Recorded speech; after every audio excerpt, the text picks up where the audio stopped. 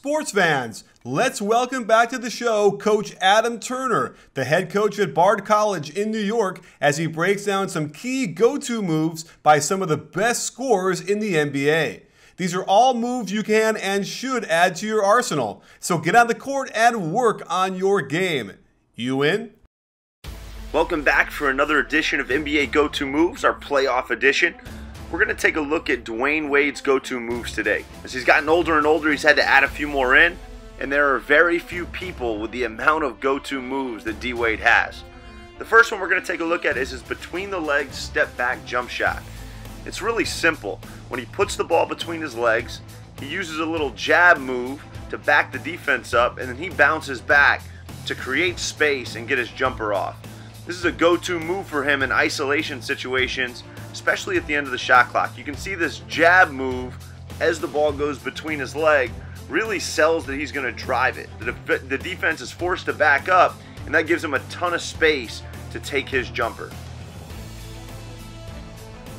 Let's take a look at his reject the ball screen right to left crossover. D Wade has a super dynamic right to left crossover, and he's also really good at coming off ball screens, so defenders have to respect his ability to get off the screen and make a play.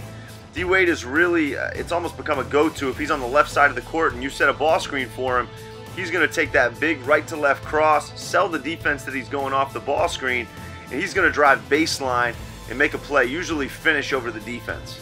I don't know if D Wade was the innovator of the Eurostep, but his use of it really made the move take off and explode at all levels of basketball, and he is phenomenal at it. Something a lot of people don't realize is he loves using a floater at the end of his Eurostep, something that's a little bit different. Let's break the move down.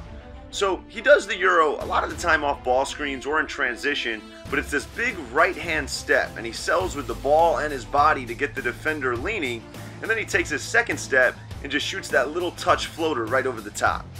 For over a decade now, this move has been one of the hardest to stop in the entire league. Not to be confused with the Eurostep is D Wade's patent step over move.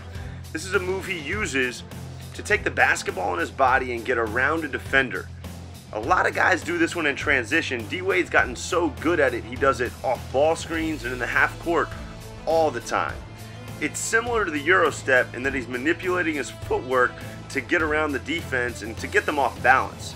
Let's break the move down. So first things first, we call it the step over move because you're stepping over and across the defender's body. You can see D Wade take his right foot and see a gap in the middle of the floor, and he takes that right foot and steps all the way over and across the defense, taking the basketball and ripping it high above the defender's hands, and from there you just let that second foot land in place and pick the finish of your choice. One of D Wade's heroes and favorite players growing up was Michael Jordan, and you can see that influence in D Wade's favorite post move.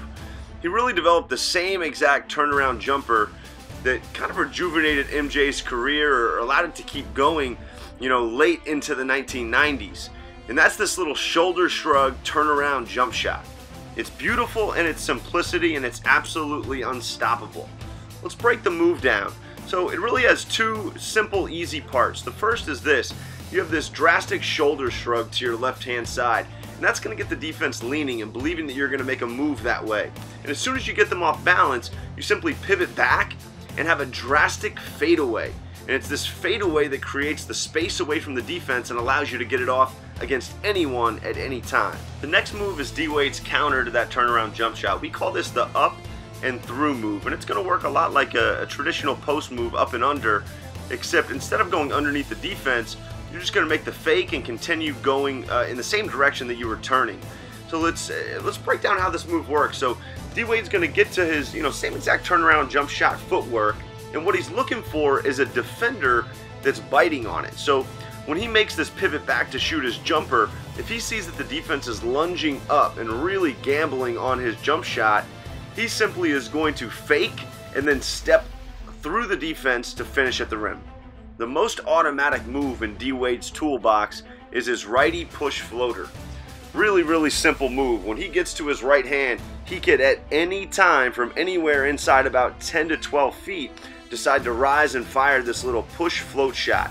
He does it off 2 feet, getting it over the defense, and using that beautiful touch to make these shots at will. The last thing I wanted to cover with D-Wade was his cuts from the perimeter and off post touches.